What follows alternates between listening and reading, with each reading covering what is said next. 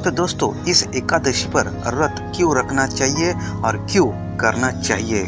मतलब आप ऐसे कौन से पापों से मुक्ति पा सकते हैं कि जिससे ये व्रत रखने से आपकी मनोकामना पूरी होती है।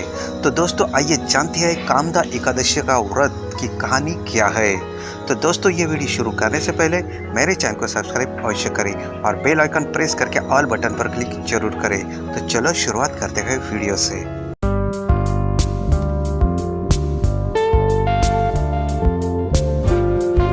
तो भगवान विष्णु आराधना करने के लिए ये दिन बहुत ही खास माना जाता है।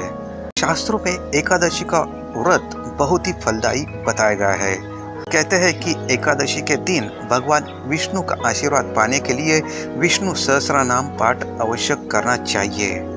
कहते हैं कि इस व्रत करने को हजारों वर्षों की तपस्या के बराबर पुण्य मिलता है। तो दोस्तों, एकादशी के दिन पवित्र नदियों में स्नान करना बहुत ही शुभ माना जाता है। तो कि अवसर मिला हो तो आप नदियों में स्नान अवश्य कीजिए, क्योंकि पापों की मुक्ति होती है। अनजाने में जाने अनजाने में हमारे हाथों से जो पाप होते हैं वो ये व्रत करने से आपके पापों की मुक्ति होती है। तो दोस्तों, आइए जानते हैं कामदा एकादशी का व्रत की कथा क्या है। तो कामदा एकादशी कथा प्राचीन काल में भोगीपुर नामक नगर में शुरू हुई थी। तो वहाँ पुंडरीक नाम का राजा राज्य करता था। तो इस नगर में अनेक अप्सरा, किन्नर तथा गंधर्व वास करते थे। उनमें से ललिता और ललित ये अत्यंत स्नेह था। मतलब ये दो पति पत्नी थे, ललित और ललिता। ललित ये दरबार में गाना गाता था, मतलब ये गंधर्व था। एक दिन गंधर्व ललित दरबार में गाना गा रहा था। उसकी पत्नी ललिता की अचानक याद आई। तो दोस्तों, इससे उसका स्वर, लय एवं ताल बिगड़ने लगे। दोस्तों, पत्नी की याद आने के कारण ललित का स्वर, लय, ताल बिगड़ने लगे। तो दोस्तों, इसे कर्कट नामक नाग ने जान लिया और यह बात राजा को बता दी। राजा को यह बात बताने के बाद राजा क्रोधित होकर, मतलब राजा ने क्रोध में आकर ललित को राक्षस होने का श्राप दे दिया। तो दोस्तों, ललित सहस्त्र वर्ष तक राक्षस योनि में घूमता रहा। उसकी पत्नी भी उसकी अनुकरण करती रही और दोस्तों, अपने पति को इस हालत में देखकर वो बड़ी दुखी हुई। कुछ समय पश्चात घूमते घूमते ललित की पत्नी ललिता विंध्य पर्वत पर रहने वाले ऋषमुख ऋषि के पास गई और उसने अपने श्रापित पति के उद्धार का उपाय पूछने लगी। तो दोस्तों, ऋषि को उन पर दया आ गई और उन्होंने चैत्र शुक्ल पक्ष की कामदा एकादशी का व्रत करने का आदेश दे दिया। उनका आशीर्वाद लेकर गंधर्व पत्नी अपने स्थान पर लौट आई और उसने श्रद्धापूर्वक कामदा एकादशी का व्रत किया।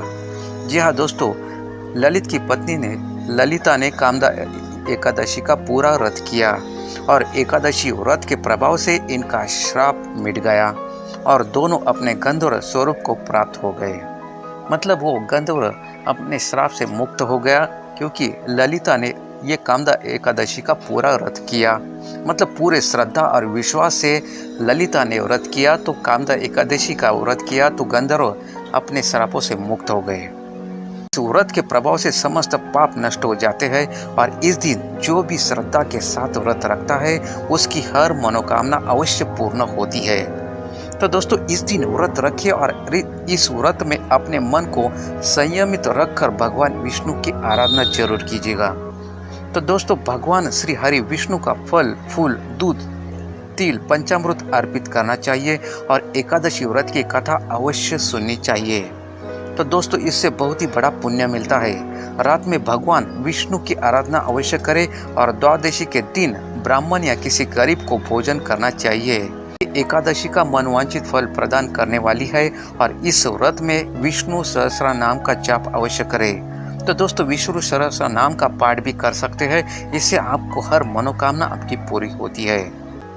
तो दोस्तों, इसलिए ये कामदा एकादशी का व्रत रखते हैं, क्योंकि अपने पापों से मुक्ति मिलती है।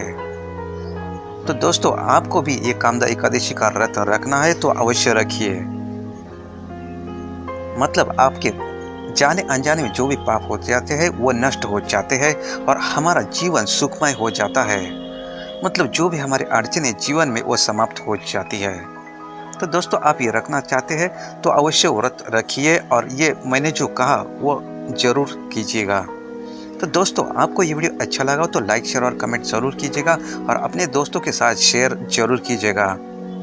और दोस्तों आपको वीडियो अच्छा लगा हो तो कमेंट बॉक्स में ओम श्री विष्णुवे नमः ये ज़रूर लिखिएगा। धन्यवाद।